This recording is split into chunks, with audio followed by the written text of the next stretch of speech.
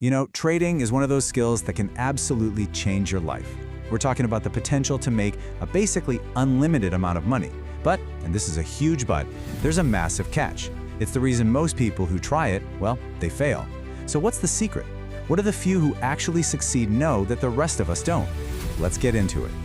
All right, the first hard truth, right from a trader with 6 years in the trenches, is this. Trading is not a get-rich-quick scheme. It's not a lottery ticket, and it's not some magic button you press to print money. It's a skill. And just like any other really valuable skill, it's going to take time, patience, and a whole lot of work to get good at. And here's why that warning is so important. An absolutely insane 99% of people who start trading lose their money. I mean, they get completely wiped out. Now, that's not meant to scare you off, but it's meant to frame the problem in the right way. The real question isn't just how do I trade? It's how do I become part of that tiny 1% that actually makes it? So let's break down what that 1% does. We're going to distill the most important lessons from a 6-year trading bet to really understand their edge. And you know what? It all starts with learning to read the market in a way most people just don't. This right here is the language of price. Every single chart you see is made up of these little green and red bars. They're called candlesticks, and each one tells a story about what the price did over a certain amount of time. The problem is, most beginners are reading the story completely wrong. See, amateurs look at a candle and they only see one thing, the color. Green means the price went up, red means it went down. Simple, right? But that's a trap. The pros, they're looking for something much deeper, something called the imbalance of power. Okay, so forget about the color for just a second. Look at the shape of the candle, the main body and those little thin lines sticking out, called wicks. Those wicks are like footprints in the sand. They show you where the price tried to go before it got pushed back. So a long wick at the top, that means the sellers came in strong and overpowered the buyers, even if the candle ended up green. This shows you the real tug of war, and that is the key to guessing the next move. Okay, so you're starting to learn how to read the charts. The next big leap in thinking is this. Unlike a regular investor who only makes money when the price goes up, a real trader can make money no matter which way the market is going. Yep, even when it's crashing. And the way they do this is through a strategy called short selling. Now, I know it sounds kind of weird and complicated. How in the world can you make money on something going down in price, especially if you don't even own it? Well, there's a super simple analogy that makes it all click. So let's walk through this. Imagine you borrow a brand new iPhone from your friend. Let's say it's worth 100,000 rupees. You take that phone and you immediately sell it.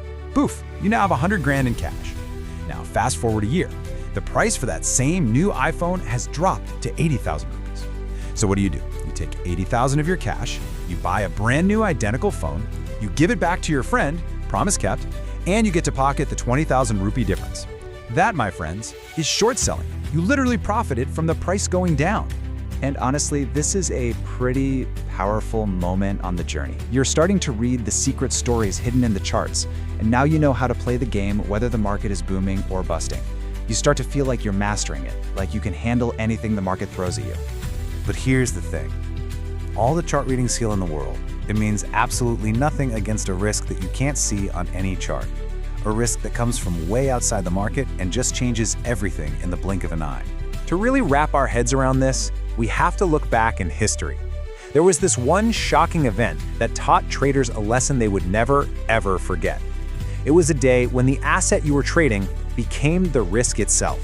So, picture this. In the United States, before 1933, owning gold was as normal as owning a car. People had gold coins, gold bars, no big deal. Then, on April 5th, the government just dropped an executive order. And just like that, overnight, owning gold became a crime. Citizens were actually forced to turn in all their gold to the government, and all they got back was paper money in exchange. And this was not some friendly request. If you got caught holding onto your gold after the deadline, the penalty was a $10,000 fine. Now, you have to understand, back in 1933, that was an absolutely life-ruining amount of money. The entire rulebook for the game had just been thrown out the window. So, what on earth does a 90-year-old law have to do with you trading today? Well, it turns out it has everything to do with it. This is where the technical skill of reading charts connects with the deep wisdom of understanding the world around those charts. You see, this whole thing reveals two truths that every single successful trader has to burn into their brain. First, yes, you absolutely have to know how the market works. The imbalance of power, the chart patterns, that's how you succeed. But second, you have to understand systemic risk, the chance that governments can change laws, that new regulations can pop up, that a war can start. That is how you survive. Because your perfect trade on the gold chart in 1932 meant absolutely nothing on April 5th, 1933. And that brings us to the final, and maybe the most important takeaway. The lesson from 1933 forces all of us to ask a much bigger question today. It doesn't matter if you're trading stocks or crypto or anything else. What are the unseen risks? What are the potential rule changes that aren't on any chart but could redefine the entire game tomorrow? That's the question the 1% never, ever stop asking.